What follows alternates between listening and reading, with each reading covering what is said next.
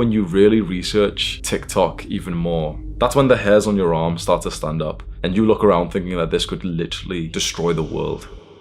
And I'm not over exaggerating when I say that. You see, TikTok is created by a Chinese company called ByteDance. And ByteDance is actually partnered with the CCP, like the Chinese government. In their agreements, which you can literally read in the terms of service, they are legally obligated to send user data to the CCP, which essentially means that the Chinese government has your data. They know what you're addicted to. And that might not seem too bad, right? Oh yeah, what do they want with data? Look, it's very interesting because we're quite young and you've probably heard more and more over the last few years about data, haven't you? And you probably thought, like, why do people take that so seriously? Oh, data. Like, we go onto a new website and it says, like, oh, you're data tracking cookies, and we just press accept. Like, it doesn't make a difference, right? When you're quite young and almost oblivious to this, you don't really think anything about your data. You don't really think your data is worth much. Up until you realize that that's just because we've lived a very, like, comfortable, sheltered life here in the West, or, in some more developed countries like India, Pakistan, and everything. Because you see, in some parts of the world, in particularly China, your data is used to totally control you. So here in the West, our data is used to, like, track our shopping so they can sell us more stuff. Yeah, fair enough. Okay, who cares? Like, oh yeah, we'll be shown more adverts. Okay, fine, who cares? It's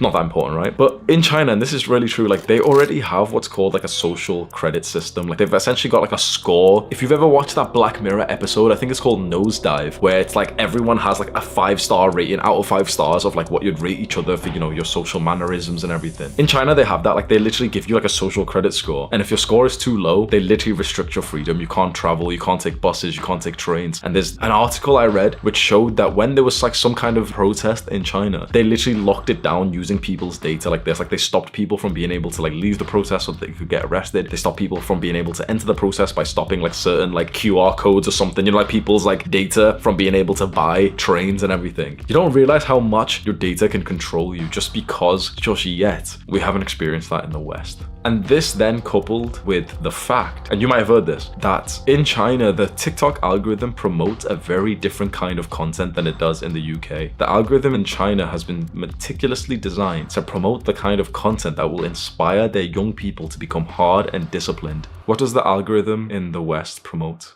Degeneracy.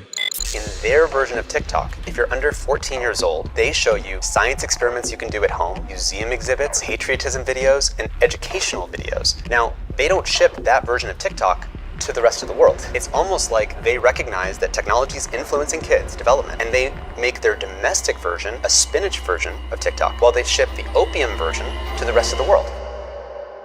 How is this linked? What does this all mean? So TikTok in the West promotes degeneracy, and you've known this, right? You've seen these little TikTok girls shaking ass and all this. Like, sometimes you see like real fucking porn, like you see some like actual like nudity on TikTok in the West and everything. Little 13-year-old boys are seeing this stuff. This was actually an interesting article. If a 13-year-old boy typed OnlyFans in TikTok, some shit like that, like if he typed it or searched it or whatever, he would be then shown like a bunch of OnlyFans. Like, of course, do you know what I mean? If you search OnlyFans, or if you like show an interest in like the OnlyFans and the data picks up, no matter if it even knows that your account is owned by a 13-year-old, it will start to show you literal OnlyFans models that are trying to tell you to like, subscribe to their fucking OnlyFans list. Do you understand the severity of this? Because many people won't at this point. This just seems, oh, well, like, yeah, they're just making people here degenerates, like addicted to sex and, shaking ass or whatever in China, making them productive. It doesn't seem that bad, right?